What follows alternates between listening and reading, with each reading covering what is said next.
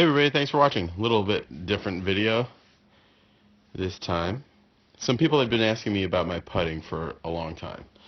And really the things about the way I putt are hard to describe on just a regular kind of video. So first of all, I want to say thanks to everybody for 20,000 subscribers plus. So that's awesome. Really, really cool. But we're going onward and upward, right? More and more. It makes it really fun. But some people were asking me about my putting. I've got my putting going pretty good the last couple of times I've played. I've been happy with it, especially when I get on greens that are halfway decent, which is rare for me. But so this is it. Let's get straight into it. Let's play the video. Alright, so first thing, this is something that I do at home. So really, starting the ball online is super crucial, right? If you can't start the ball online, you really can't putt. So first, you gotta be able to hit a straight putt. Some people say that, all putts are straight putts, and then everything else is just reading. But so anyway, so I've been doing this thing. My friend Nicholas in Sweden sent me this document where I've been trying to hit every day, practice this yardstick drill. So these are two yardsticks glued to each other, and then I just taped it just because there's splinters all over the sides. So what I'm doing here is I'm trying to roll the ball and get it falling off the edge of that yardstick. At the end of that yardstick, 10 of them, and then I'll record it in the Numbers app by phone, how I did, and then it graphs it out. Nicholas designed this really cool spreadsheet. So anyway, that's 3 in a row. And like I always say with training aids, you don't want to be too harsh on yourself. If it generally gets over that back edge, that counts. That's good. So the other thing you notice with this is you have to be super meticulous with how you put that ball on the yardstick, like I'm being here. Because if it's not absolutely in the center, you start pulling on it or pushing on it to try to get it to the center, and that's not the point here. The point is to be able to hit a dead straight putt. Okay, so I've been doing this thing called rock and push. That's the feeling I've been having recently. And combined with that, also, you guys know, you've heard a lot about my I'm trying to build up more right arm control. So this technique is definitely for a person. So that's 5 in a row. This technique is definitely for a person that is a golfer that has their dominant arm on the trail side. If you're flipped the other way around, this wouldn't be for you, but there's nothing stopping a lefty that plays with clubs from getting a lefty putter, and at least putting that way to have your dominant arm on the trail side. So what I'm doing here really is making sure it's straight to the lines of the floorboards on my floor, and I'm just rolling this straight to enter, rock back, and push through. So that was my first miss. And so really trying to rock and push. And you guys are going to get super detailed about this after this video. Was that a miss, or was that close enough? That was probably a miss. So now,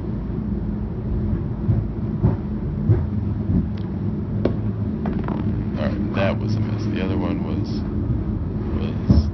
close enough to be called a mix. Alright, so now I'm actually getting into it. And this, really what you should do is back off of it every single time and take a full breath. You really want to, when you're hitting these, treat them like golf course shots. Alright, so that was about 8 out of 10 or 9 out of 10 there, depending. But alright, so the last things I wanted to say about putting, because we'll get super into details in about another minute. But yeah, this is a great drill to do when you are struggling with making those crucial 5-6 footers, or even 3 footers or 2 footers. you're struggling on that, you want to do this, but this really is kind of more of a test. Yeah, that one was fine. That was good. This one is more kind of a test of how good of a putter you are. It's not necessarily going to make you a good putter by doing this. So maybe if you can athletically figure out how to be a better putter by doing this, but really you might need to have your technique checked. And one great way to do that is to videotape yourself like I have here. I have this little mini tripod called a Joby. There's a link for it in the description. But this little mini tripod for my cell phone. And one of the things, so just in analyzing my stroke here, you can see, put that in there. Analyzing my stroke here, you can see there, let's go back. Everything's pretty good. And right there, I'm hitting it just slightly off of the heel. And most of the time it doesn't affect it too much, especially with this Evnroll putter, but it doesn't, but it's but sometimes that little bit of a pushiness at the heel, see, let's see, there, and see, it's starting to push out to the push side. And so, actually, watch, just in filming my putting stroke doing this, I started to see my tendencies, and I was able to actually get 10 in a row right after this, hitting it dead square in the center of the face. It actually felt like I was towing it slightly. Alright, so stay tuned. We're going to get straight into the technique of this. That just looks cool. Oh, the other thing too I want to show you guys is this company sent me a bunch of balls. They're called Psycore. They're really good indoor golf balls. I use them here only because the hardwood floors here annoy my family, everybody's sleeping right now. This is like midnight. Everybody's sleeping, and it annoys everybody to hear golf balls rolling on this or falling off of stuff onto the hardwood. It's actually louder than you think. So these are...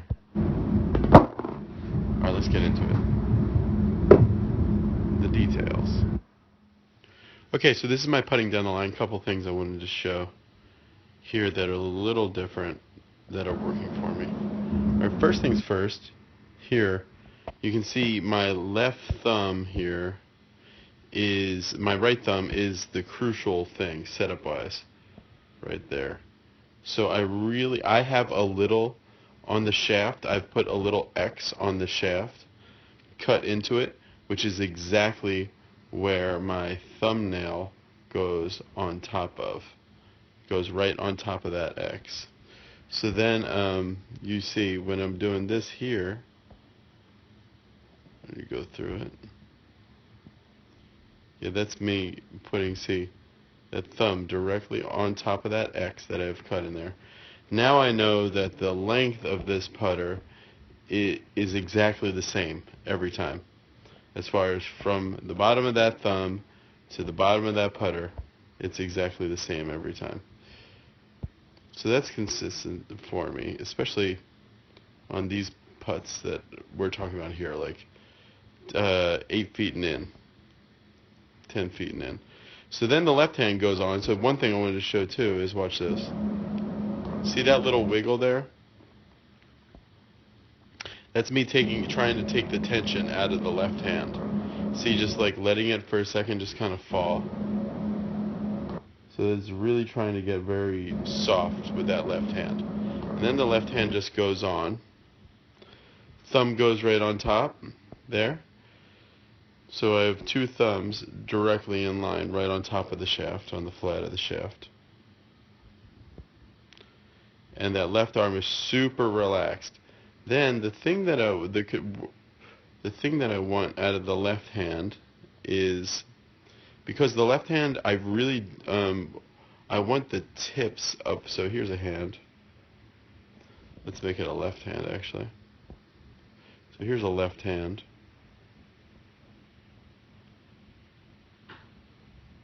Right? So I really want to get the thing about the left hand is I don't want any pulling in it, but it's very important for the feedback to be right here in the index finger, the middle finger, and the thumb. These ones here don't matter. The pinky finger and the ring finger, I don't really care about that. Really, the intense feel comes from what they call the claw of the hand.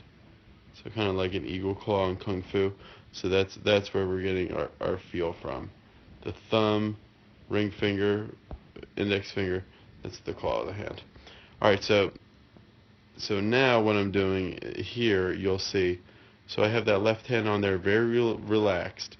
So in order to help me get the feeling of not yanking on the putter, there should be no pulling with the left.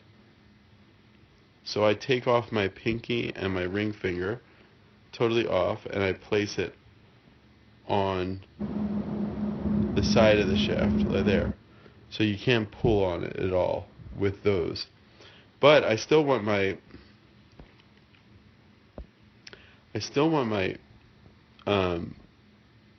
middle finger and my index finger on the back of the shaft to have that tactile feedback. But I don't want the entire hand on the back side of the shaft, because then the temptation to start pulling on it will be too great, and I'll start yanking on it. So then you can see there, once here, that finger,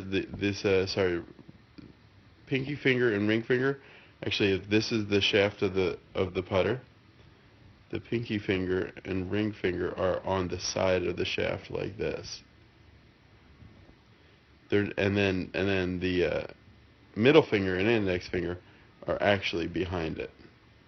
But these two here and here are just basically underneath it, if you see what I mean. And then the rock and push that we talk about, that I'll talk about in the down the line. So let's check it out. Rock, push. Alright, so let's just watch it one time through. Not going to say anything.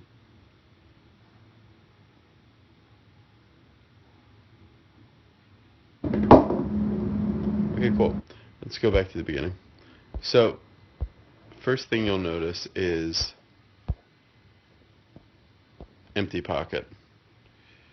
I was taking balls in and out of that pocket when I was doing this practice, so it just looks funny. The broke dude stance. Alright, so then we see, so this hand here, my lead hand, my left hand, very relaxed. So this is very relaxed. It's cool. And really, the energy and the work is coming from that hand there. So we got a lot of work going on here. And this is on the left side, very relaxed here. Okay? So the crucial thing here is, and let's play it through like you saw in the other video. See? Watch my pinky finger and my ring finger disappear, because they're going from behind the shaft to under it, so that they can't pull. I don't want any pulling. With this arm, I do not want any pulling on it this way. The role of this arm is to give really good tactile feedback in the claw of the hand, which is the thumb, the index finger, and the middle finger. So this is really just on here, very calm and relaxed. And then you're giving tactile feedback here, and you're doing no yanking. Alright, so let's talk about what really does happen here. So once your left thumb is on, what's really crucial is this angle right here in the back of the right wrist. Okay? So that's really crucial. So it's really important to keep that relationship the same. So you can see back and through, even through to here, it's about the same. There to there as far as, what is that? So let's say that's 110 degrees, whatever it is. We want to just keep that basically locked in. I don't know how to do this. Right. So if that's there, 130 degrees, let's say, then we're going to go hit the ball, and then at the follow through, hopefully we have the same thing.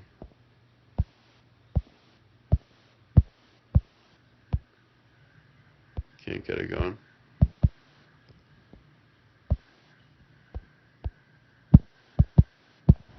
Oh yeah, here it is. So at the follow through, hopefully we have about the same thing. Yeah. My drawing's a little off, but yeah, so that's what we're trying to do. Keep that the same thing. So the whole point of this is to get this rock and push feeling. So on the way back, we want to feel like we're rocking a baby. So the way back, it feels like, not that it's, I don't want any feeling of pulling backwards. There's a difference between pulling backwards, like you're loading a slingshot, and just rocking backwards. The rocking gives you good tempo. So I want to rock back. So it just rocks, and it's all, everything is in that angle, and that's where your mind is as far as for your body goes. So it rocks back, and then you use this to push through. So it rocks back, it kind of slowly settles, and then you push through. So that's the idea. That is rock and push. Rock, push. Against this very soft left side. Again, tactile feedback from the claw of the hand. That's kept the same. Rock, push. And that's how I putt.